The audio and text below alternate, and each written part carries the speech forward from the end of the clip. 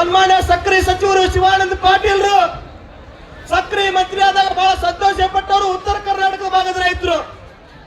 ನಾವು ದಕ್ಷಿಣ ಕರ್ನಾಟಕದವರು ಯಾರಾದ್ರೂ ಸಕ್ಕರೆ ಮಂತ್ರಿಗಳಾದ್ರೆ ಅವನಿಗೇನು ಗೊತ್ತು ಸಕ್ಕರೆ ಬಗ್ಗೆ, ನಮ್ಮ ಭಾಗದಲ್ಲಿ ಬಹಳ ಕಬ್ಬು ಬೆಳೀತು, ನಮ್ಮ ಭಾಗದವರೇ ಮಂತ್ರಿ ಇರ್ಬೇಕಂತ ಹೇಳ್ತಕ್ಕಂಥವ್ರು ನಾವು. ಶಿವಾನಂದ ಪಾಟೀಲ್ರು ಭಾಷಣ ಕೇಳಬೇಕು ಅಧಿವೇಶನದಲ್ಲಿ.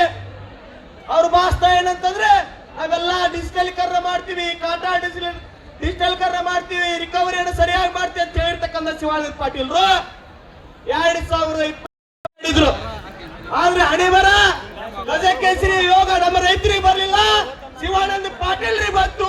ಎಲ್ಲಾ ಸಕ್ಕರೆ ಕಾರ್ಖಾನೆಯಿಂದ ಹತ್ತ ಉಸಿಲು ಮಾಡಿ ಲೂಟ್ ಮಾಡಿ ರೊಕ್ಕ ತಿಂದು ಇವತ್ತು ಮೌನಕ್ಕೆ ಸರೆಂಡರ್ ಆಗಿದ್ದಾರೆ.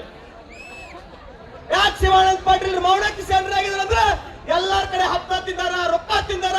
ಅದಕ್ಕಾಗಿ ಇವತ್ತು ರೈತರು ಹೋರಾಟಕ್ಕೆ ಬರಕ್ ರೆಡಿ ಇಲ್ಲ. ಇವತ್ತು ಯಾವುದೇ ರೀತಿಯಾಗಿರ್ತಕ್ಕಂಥ ಆ ಖಾತೆಯನ್ನ ನಿರ್ವಹಣೆ ಮಾಡ್ಲಿಕ್ಕೆ ಶಿವಾನಂದ ಪಾಟೀಲ್ರಿಗೆ ಆಗ್ತಾ ಇಲ್ಲ. ಒಂದು ವೇಳೆ ಇದನ್ನ ನಾವು ತಿಳ್ಕೋಬೇಕಾಗಿದೆ.